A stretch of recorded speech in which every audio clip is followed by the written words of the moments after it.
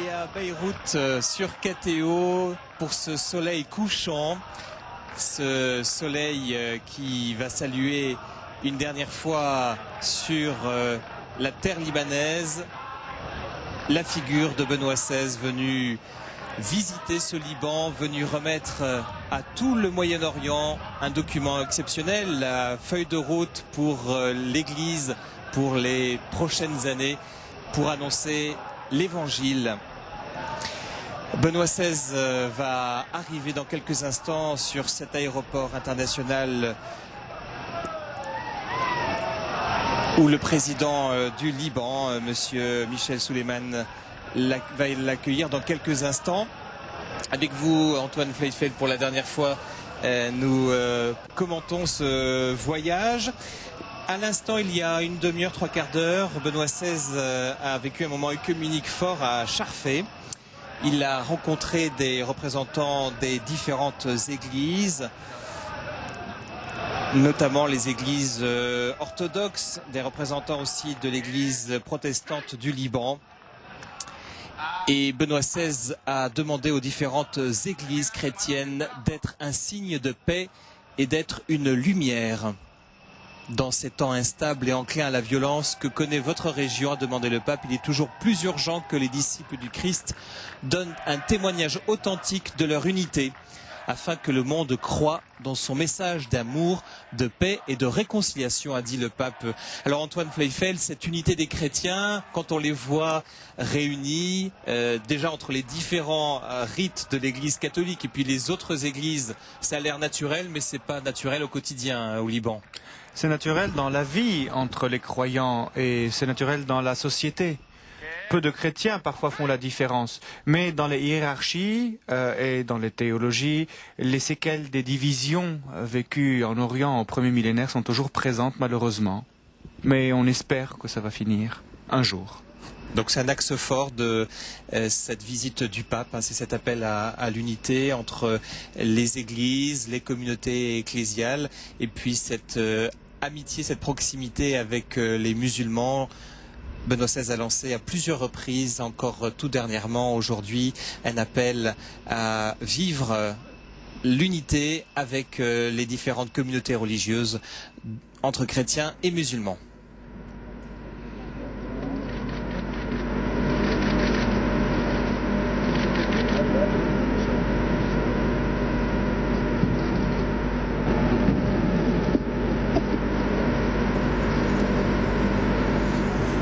Un petit mot peut-être sur les femmes aussi, on n'en a pas beaucoup parlé pendant ces 3 jours. Or, dans l'exhortation apostolique post-synodale, l'Église au Moyen-Orient, il en est question. L'atteinte à leur dignité et à leur égalité foncière avec les hommes offense gravement Dieu, le Créateur, dans les différents juridiques, que la voix des femmes soit entendue à l'égalité avec celle des hommes. C'est un des points de ce document qui était ressorti aussi pendant le synode, Antoine. Oui aussi, il a été traité et d'ailleurs il y avait des femmes présentes durant le synode. Alors d'un côté, les femmes sont présentes dans les paroisses, sont très actives et parfois mènent plus d'actions que les hommes ne le font. Un peu comme ça se passe partout dans le monde et même ici en France. Mais d'un autre côté, dans la société, dans la politique, dans l'économie, la femme n'a toujours pas sa place. Et nous sentons bien au Liban que c'est toujours un pays où le régime est patriarcal, où l'homme est celui qui règne. Et les différents juridiques auxquels il est fait allusion? Alors il y en a beaucoup. Pour donner un petit exemple, un homme peut donner à son fils sa nationalité libanaise, mais une femme libanaise mariée à un étranger ne peut pas donner la nationalité à son fils. Mais c'est un tout petit exemple. Les choses se compliquent davantage. Et n'oublions pas la présence de la femme au Parlement. Elle est très peu présente au Parlement. Il y a très peu de députés femmes. Et ne parlons pas des ministres. Il me semble que dans le gouvernement actuel, il n'y a aucune ministre. Ou peut-être une.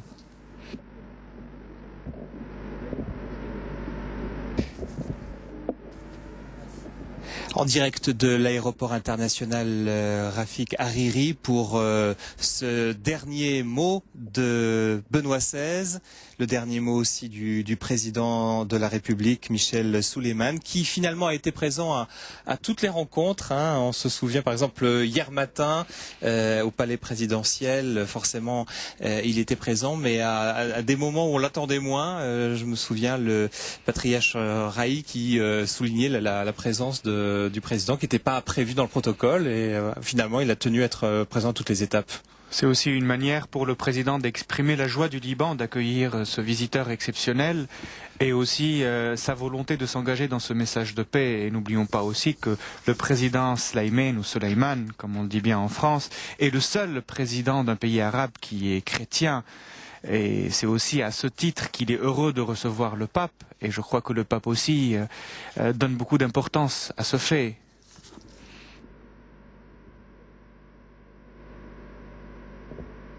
Alors si on jette un œil sur les discours, on retiendra, on en a parlé à plusieurs reprises, ce discours important samedi devant les membres du gouvernement, des institutions de la République avec le corps diplomatique et les chefs religieux et des représentants du monde de la culture sur cette nécessité de développer une culture de paix, une éducation à la paix.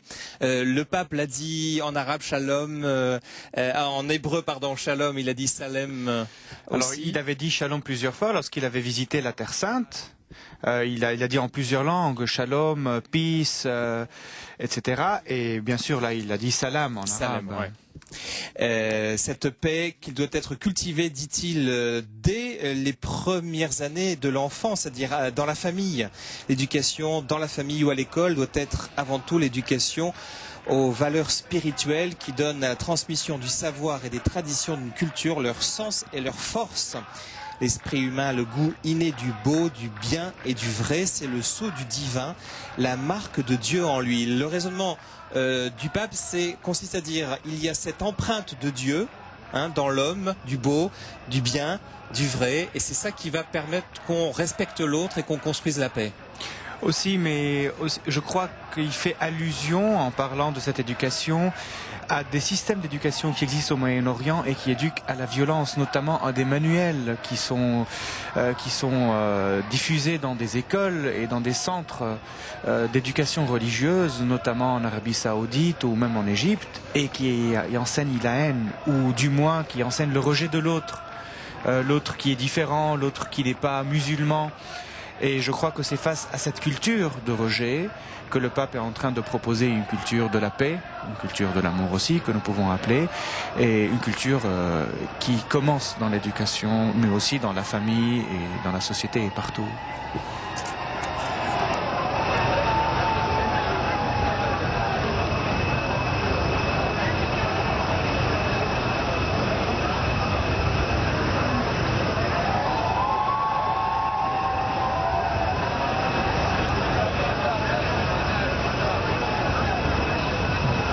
Alors Antoine Fleifeld, c'est toujours la question, visite du Saint-Père, un voyage politique ou pas politique.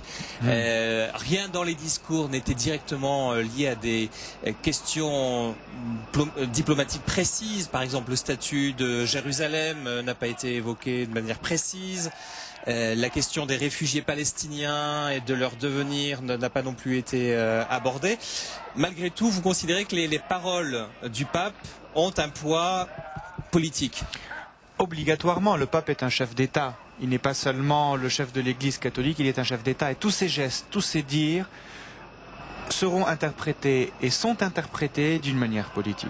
D'ailleurs, toutes les questions qu'il traite ont des dimensions politiques. Le dialogue interreligion a une dimension politique.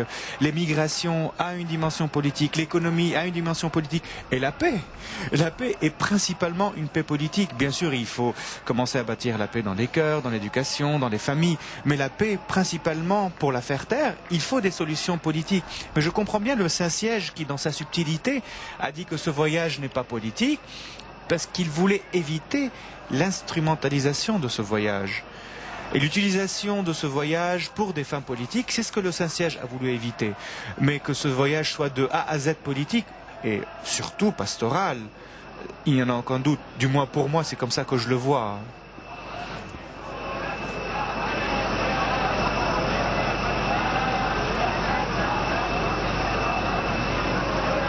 Alors, on vient de voir le Premier ministre, le président du Conseil des ministres, qui a un rôle important, puisqu'il représente l'ensemble des ministres.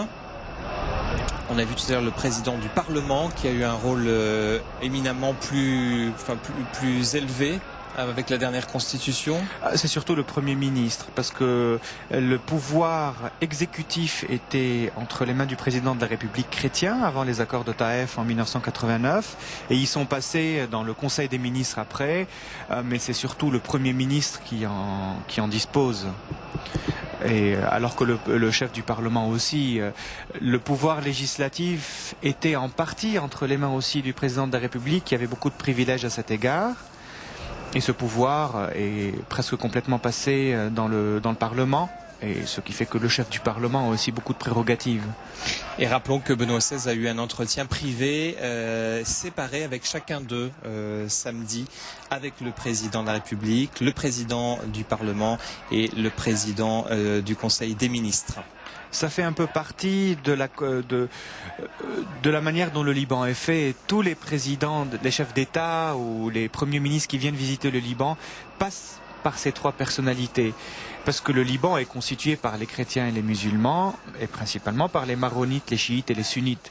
Donc chaque chef d'État se doit de visiter ces trois autorités pour dire d'une certaine manière qu'il est en train d'honorer les trois composantes du Liban. Encore une spécificité de cette démocratie consensuelle entre les confessions et les communautés religieuses. Alors un petit mot de rappel de quelques paroles de Benoît XVI. C'était le premier jour en la basilique Saint-Paul quand il est venu signer l'exhortation apostolique post-synodale. C'était le jour de l'exaltation de la croix, une fête qui restait très populaire en Orient. Benoît XVI a dit que c'est justement maintenant, dans ces temps troublés, qu'il faut célébrer la victoire de l'amour sur la haine, celle du pardon sur la vengeance, celle du service sur la domination, celle de l'humilité sur l'orgueil, celle de l'unité sur la division.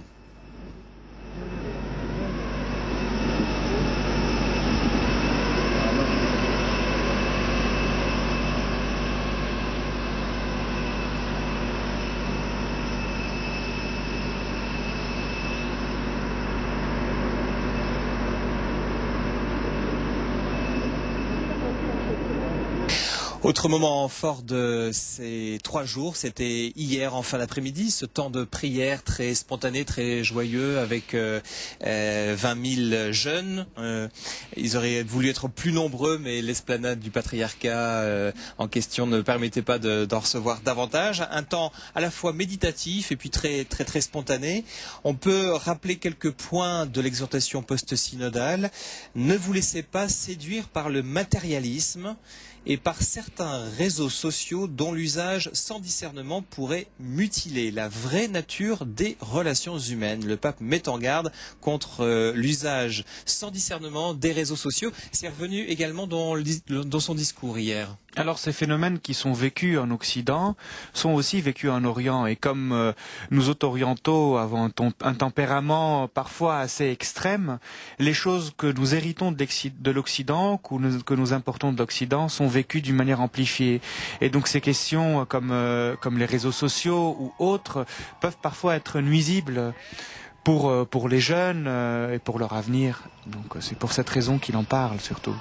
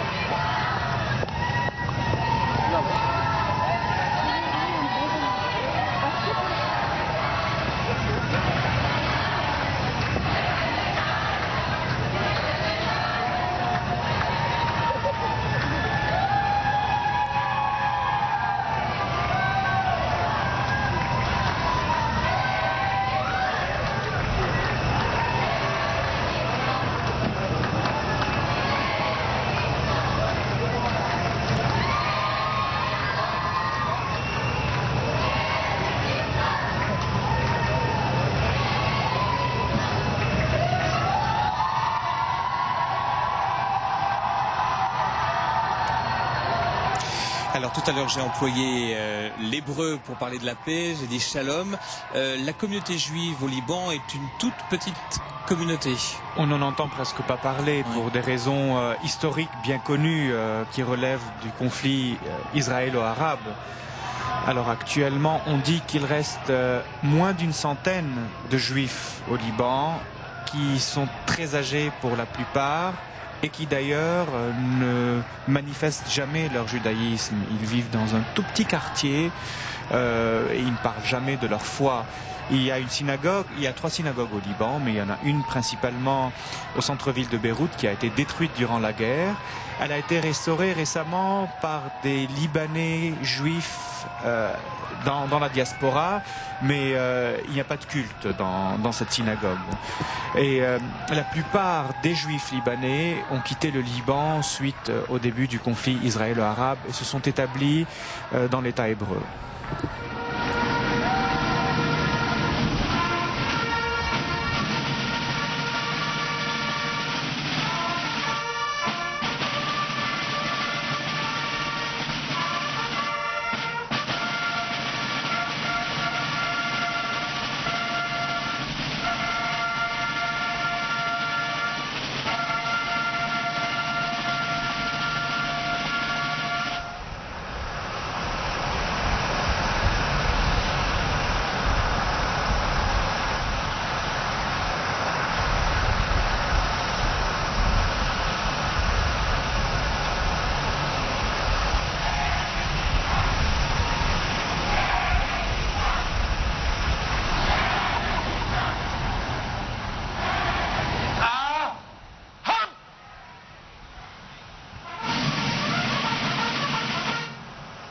قدم سلاح حد.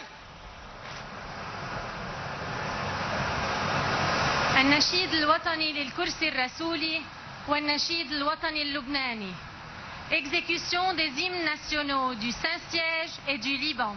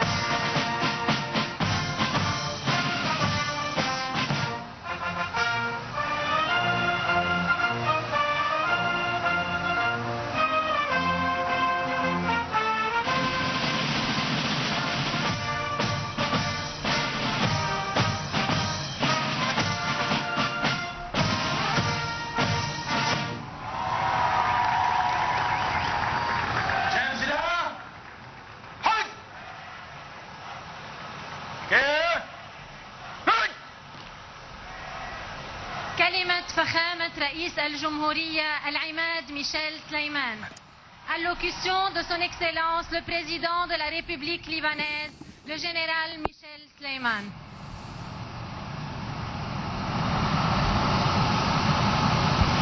قداسة الحبر الأعظم. في ختام هذه الزيارة الرسمية. En conclusion de cette visite officielle et apostolique historique, durant laquelle vous avez abordé l'essentiel des problèmes qui concernent le Liban et tout le Moyen-Orient, et vous avez parlé de l'esprit de la justice et de la paix au Moyen-Orient.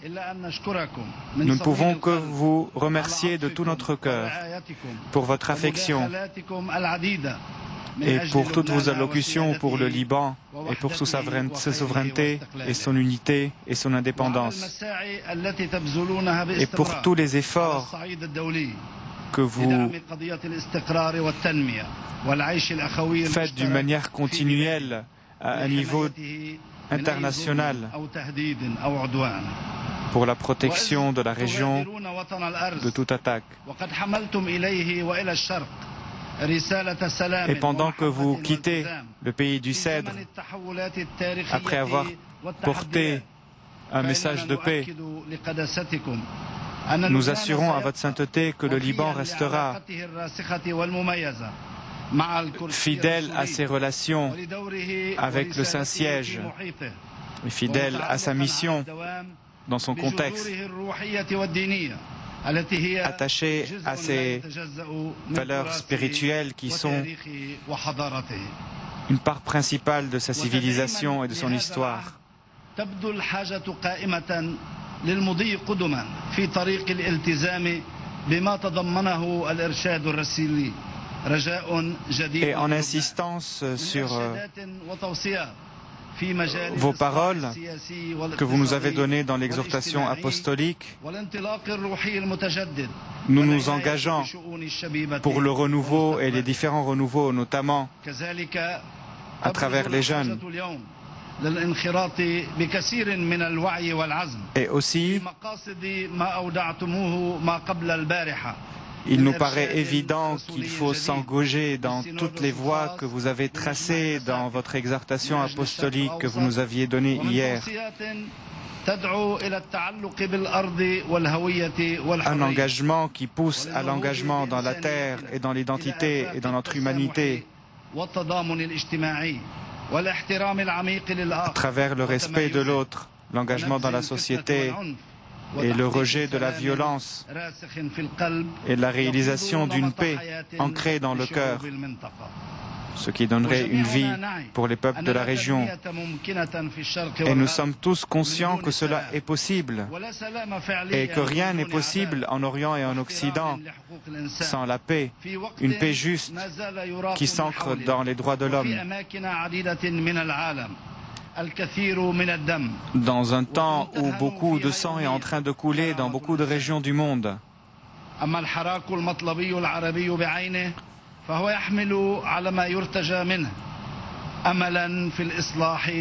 Quant au contexte arabe, il espère toujours des solutions dans le sens de la démocratie, malgré toutes les violences qui sont en train d'avoir lieu.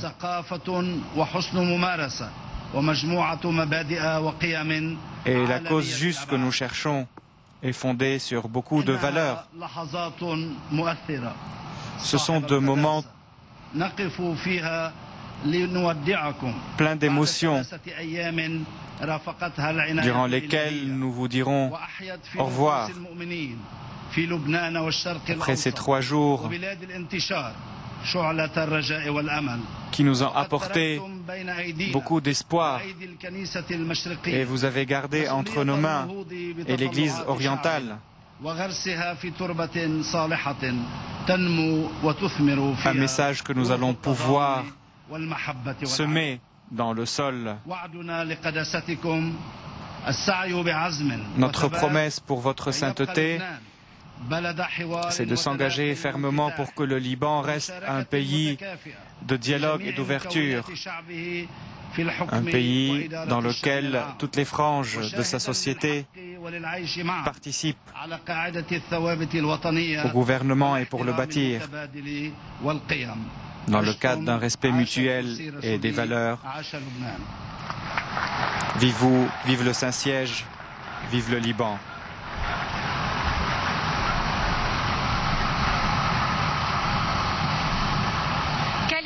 قداسة البابا بنديكتوس السادس عشر. Allocution de sa sainteté le pape Benoît XVI.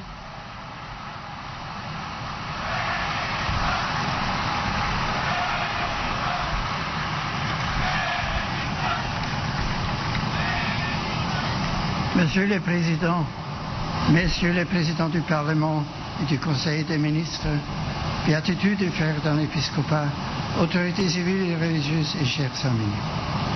Alors qu'arrive le moment du départ, c'est avec regret que je laisse le Liban.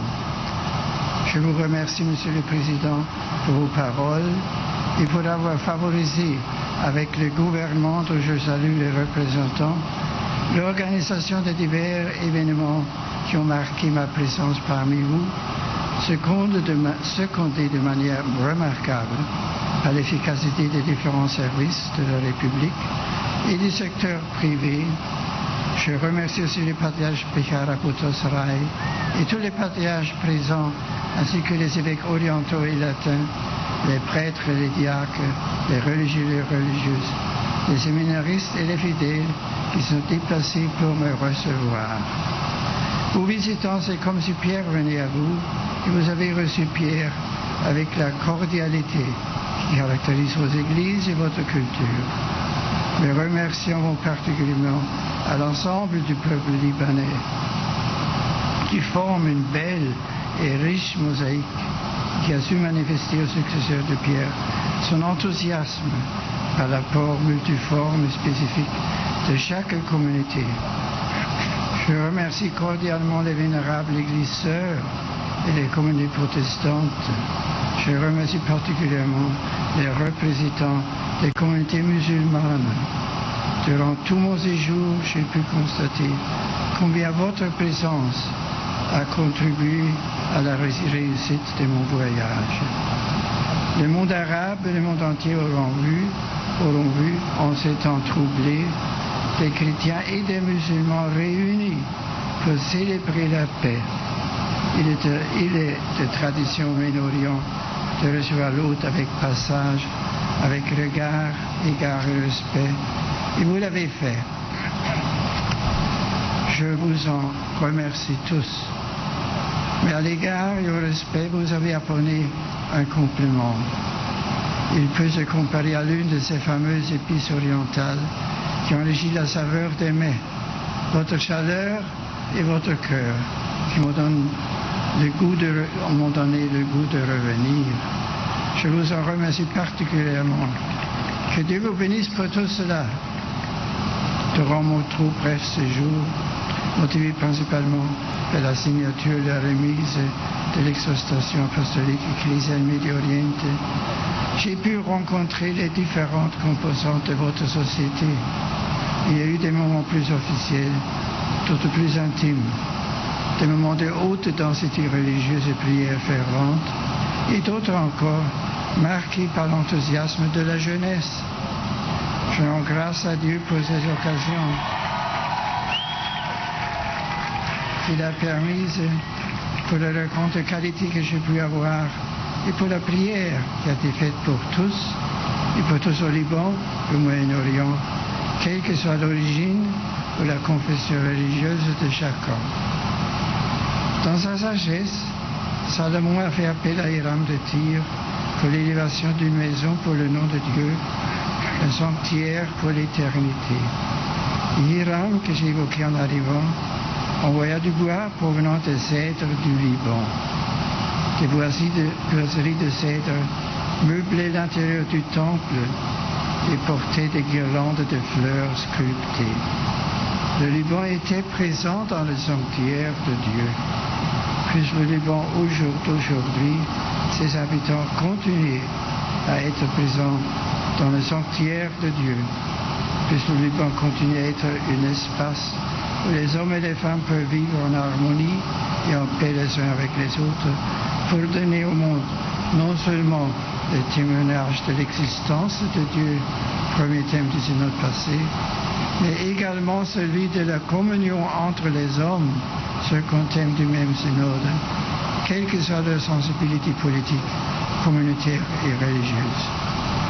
Je prie Dieu pour le Liban, afin qu'il vive dans la paix et résiste avec courage à tout ce qui pourrait la détruire ou la miner. Je souhaite au Liban de continuer à permettre la pluralité des traditions religieuses et à ne pas écouter la voix de ceux qui veulent l'en empêcher. Je souhaite au Liban de fortifier la communion entre tous les habitants, quelle que soit leur communauté et leur religion, en refusant résolument tout ce qui pourrait conduire à la désunion et en choisissant avec détermination la fraternité.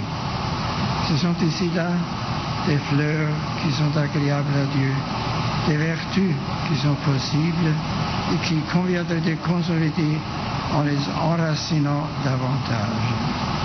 La Vierge Marie, vénérée avec dévotion et tendresse par les fidèles des confessions religieuses présentes ici, est un modèle sûr pour avancer avec espérance sur le chemin d'une fraternité vécue et authentique. Le Liban l'a bien compris en proclamant il y a quelque temps le 25 mars comme jour férié, permettant ainsi à tous les habitants de pouvoir vivre davantage leur unité dans la sérénité. Que la Vierge Marie de les antiques sanctuaires sont nombreux dans votre pays, continue à vous accompagner et à vous inspirer. Que Dieu bénisse le Liban et tous les Libanais, qu'il ne cesse de les attirer à lui pour leur donner part à sa vie éternelle. Qu'il les comble de sa joie, de sa paix, de sa lumière. Que Dieu bénisse tous les Moyen-Orient. Sur chacun et chacune d'entre vous, j'invoque de grand cœur l'abondance de bénédictions divines. Que Dieu vous bénisse tous.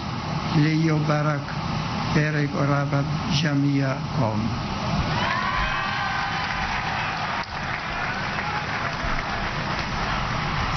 Je prie Dieu pour le Liban afin qu'il vive dans la paix et résiste avec courage à tout ce qui pourrait la détruire ou la miner. Je souhaite au Liban de continuer à permettre la pluralité des traditions religieuses et à ne pas écouter la voix de ceux qui veulent l'en empêcher. Dernière parole forte de Benoît XVI à quelques minutes avant que son avion ne s'envole et le ramène vers Rome.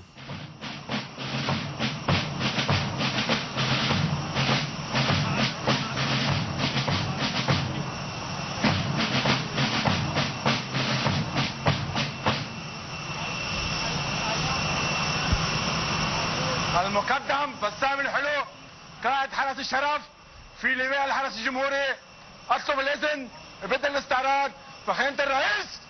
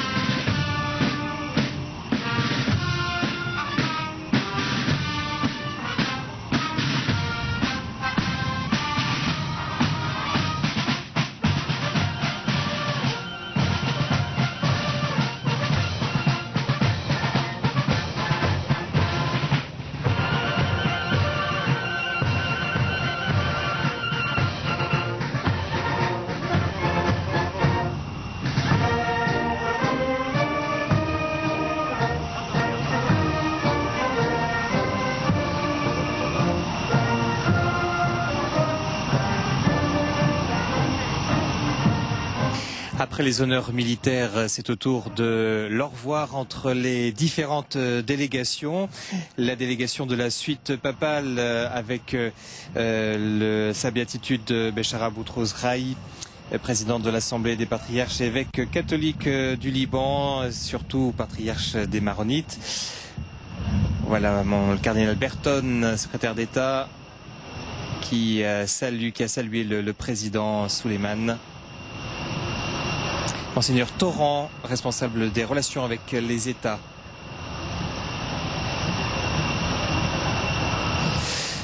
Alors tout à l'heure, dans son dernier discours, Benoît XVI a dit que son séjour avait été trop bref et ce séjour lui a donné envie de revenir. Alors, Patriarche Ghali a applaudi des deux mains. On ne sait pas si c'est l'annonce d'un retour effectif, mais en tout cas, Antoine Fleifel, vous me confiez tout à l'heure que s'il y a bien un homme qui œuvre depuis pas mal de temps pour l'unité, la paix au Moyen-Orient, au Liban, mais aussi au Moyen-Orient, c'est Benoît XVI. Il œuvre pour la paix et il œuvre aussi pour les communautés chrétiennes d'une manière très évidente et d'une manière très active. Il me semble que la diplomatie du Vatican s'engage actuellement sur le dossier du Moyen-Orient et des chrétiens d'Orient de la manière la plus élaborée dans sa politique dans le monde. Je ne sais pas s'il y a une partie du monde où le Saint-Siège s'engage tellement. Et donc c'est la veuve qui vient de saluer le pape, du président élu Bachir Gemayel qui a été assassiné en 82. C'est la veuve du président de la République, Elias Harawi, mort il y a quelques années. Les intermusulmans, là, maintenant. Les intermusulmans. Donc, celui-ci est un sunnite. Il me semble. Chef. Ce n'est pas le chef. Non, le chef, c'est Monsieur Kabbani. Ce n'est pas le chef, mais c'est un haut placé. Haut placé. Oui. Sunnite. Avec le turban rouge à l'intérieur. Tout à fait.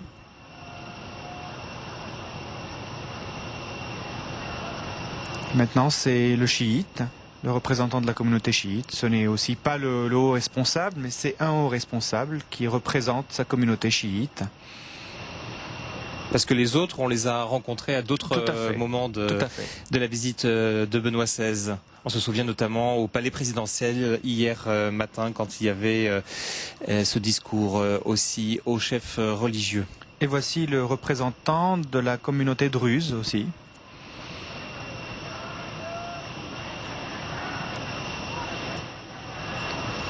Et enfin, le représentant de la communauté alaouite.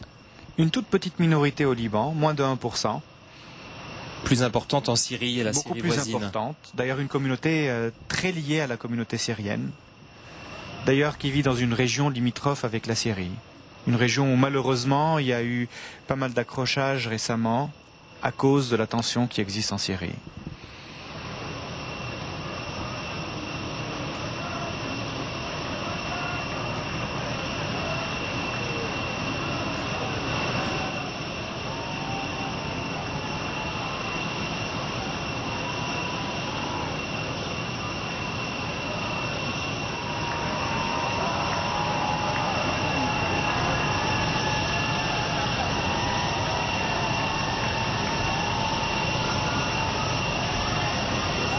C'est pas un enthousiaste ni un sentimental démonstratif, donc c'est pas un oriental a priori, mais bon, avec ces mots d'au revoir, il a quand même insisté pour dire que cette chaleur et cet accueil l'avaient particulièrement touché et donc lui avait donné le goût de revenir. Quelque chose est passé entre Benoît XVI et le peuple libanais. En tout cas, en ce qu'il a dit, par le fait de revenir, il s'est un peu orientalisé quand même, parce que nous en Orient, nous sommes affectueux de la sorte et nous aimons toujours répéter nos visites et revoir les gens qu'on a bien aimés. Et il paraît que Benoît XVI a bien aimé sa visite au Liban.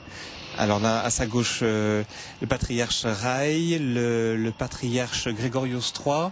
L'Aham, oui, le patriarche grec catholique.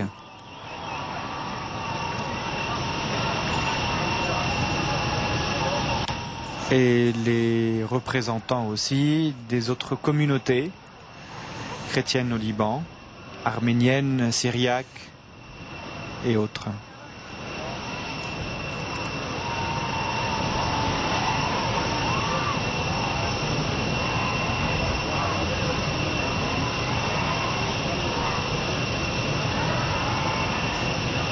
La coiffe arménienne est particulièrement belle, enfin ça dépend des goûts des uns et des autres, mais celle-là, on la voit moins, alors on y est peut-être plus sensible aussi.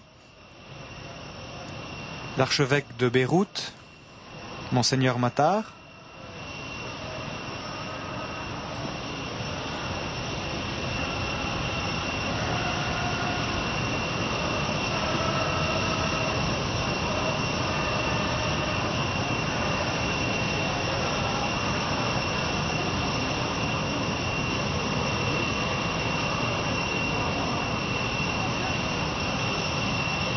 Alors, question traditionnelle quand une exhortation apostolique est remise. La dernière en date, c'était celle pour l'Afrique, celle maintenant pour le Liban et le Moyen-Orient surtout.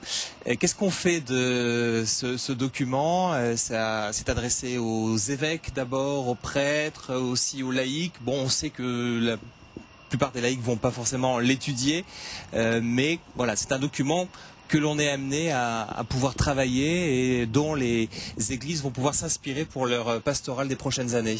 Principalement, ce document est adressé aux églises catholiques orientales. Mais ces églises aussi, dans leur relation avec les autres églises orientales, qu'elles soient orthodoxes ou protestantes, vont essayer de réfléchir autour, parce que cette exhortation porte beaucoup d'éléments de paix et beaucoup d'horizons d'avenir pour toutes les communautés. Mais bien sûr, pour que la réalisation de ces projets soit possible, il faut que les églises travaillent à différents niveaux pour l'application, pour la réflexion et pour aussi les projets. Il y a des points très concrets, par exemple, je pense, on avait beaucoup parlé de l'émigration des Libanais, mais aussi de l'immigration, il en est question dans ce document, puisque le pape mentionne l'exploitation des travailleurs immigrés venant d'Afrique, de l'Extrême-Orient, du sous-continent indien, avec des contrats de travail plus ou moins légaux, et c'est un des points soulignés par le pape en disant là aussi les églises doivent œuvrer pour respecter la dignité humaine sur ces conditions de travail.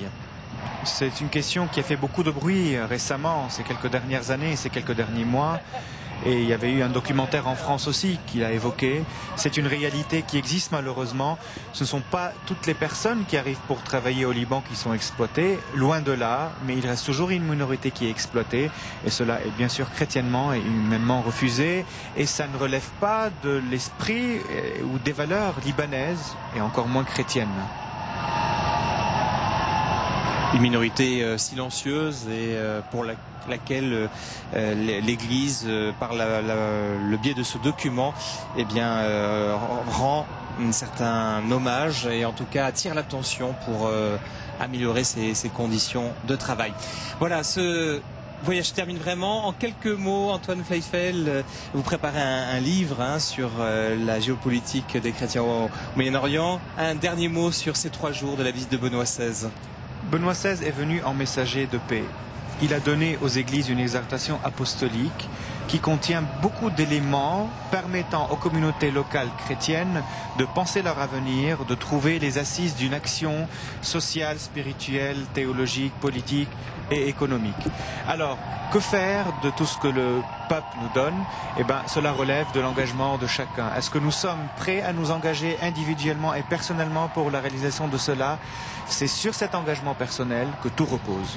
Merci Antoine Fleifel. On vous retrouvera dans l'émission Hors les murs vendredi prochain à 20h40 sur un bilan de ce voyage du pape au Liban. Remercions toute l'équipe de KTO, envoyé spécial Philippine de Saint-Pierre et pour les images Philippe Mouret, les journalistes présents au Liban, Sybille Delettre, Antonin Lebas, reportage réalisé à Nazareth et Jordanie, François Lespès et Antoine van der Straten, l'équipe de KTO, Arnaud Géman, Charles-François Bréjon, Loïc Andro, Étienne Lauraillère. En diffusion pour le son, Benjamin Touchard, opérateur Nicolas Robert Naudin, responsable de diffusion Fabien Juigné, programmation Damien Duvaux et Pierre Cesbron, Jean-Bastien Prévost pour le site internet, pour les traductions Antoine Fleifel et puis nos partenaires l'Œuvre d'Orient, l'agence Immédia, Antoine-Marie Isoard, le Chitivou, le centre télévisé du Vatican et Télépatché. Retrouvez tous les directs, les flashs, les reportages sur notre site internet www.ktotv.com. Très bonne soirée à tous.